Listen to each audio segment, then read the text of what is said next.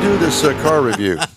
So we're talking about the 2025 Subaru. No, not we. You. I am talking about the 2025 Subaru Outback Touring XT. Now, this is the Subaru. It's been around quite some time. This particular model, the Outback, is one of the larger ones. Comes in 9 available trim levels. Wow. So we're not going to go through all of them, but there is a base model, and it goes up to the Touring XT at the top of the line, which is what we just happen to be driving. Now, this is considered a small SUV, 5-passenger. And on the outside of it, you're going to find a lot of things that you expect from a vehicle of Subaru's caliber that's kind of focused on getting people through bad weather, bad road conditions and things. So you got LED fog lights, LED headlights that are steering responsive. They also have the auto off and on. It's got a lot of satin chrome that is on the side folding mirrors that are heated and retractable. The roof rails that are very usable in this vehicle, they've got a retractable crossbars. And because this vehicle isn't so tall as some of the other SUVs that are out there, you can actually put stuff up on it while you're standing on the ground. You don't need a ladder.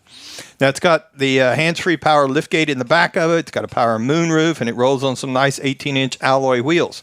Now, you get inside of it, because this is the upper trim level. We've got a Nappa leather trim seating surfaces. And it does have the Subaru Starlink 11.6-inch multimedia with navigation monitor in it. So it's got plenty of... Nappa leather, does that also come with a bottle of wine? Or it should. How does that work? Yeah, when they exactly? ship it in, that's where they ship it in. They get the leather from all the cows that are eating all the grapes that are out there. So the... it does have lots of, it's got 4 USB ports in it. The front seats are heated and ventilated seats, while the second row, it's the outboard seating areas only are the ones that are heated. Now, it does have the front view monitor. So, again, this is kind of centric to going off-road, light off-road. You could probably do some rock climbing if you wanted to in it, because it does have over 8 inches of clearance in it. Got a rear view camera. It's got a rear seat reminder in it, retractable cargo cover, so that when you put stuff in the back of it, it's out of sight, out of mind. If they can't see it, they're not going to want to break into it. And it comes with a Harman Kardon audio on it.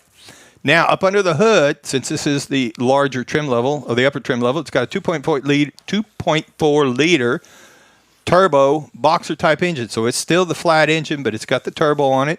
It's backed by a CVT that's got an 8-speed manual setting on it for shift mode. So if you get out into the mud or someplace where you really want to have a little more control, you can kick it over there and it'll respond like it's 8-speed manual transmission instead of the CVT.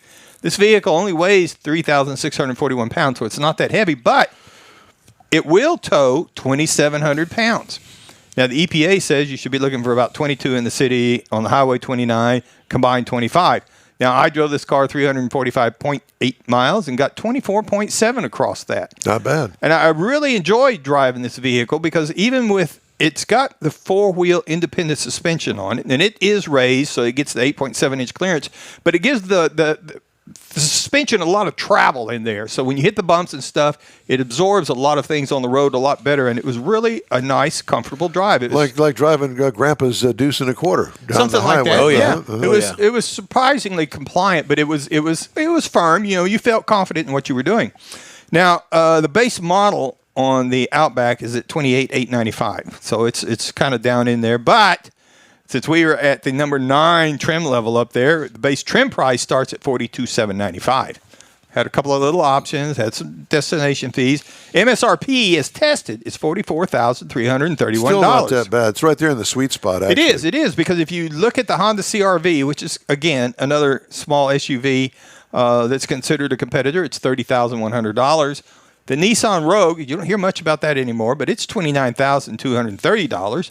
Or the Toyota RAV4, $30,245. They're all small SUVs. They've got a little bit of off-roadability about them as far as getting into mud or gravel or something like that without getting out in there and too serious.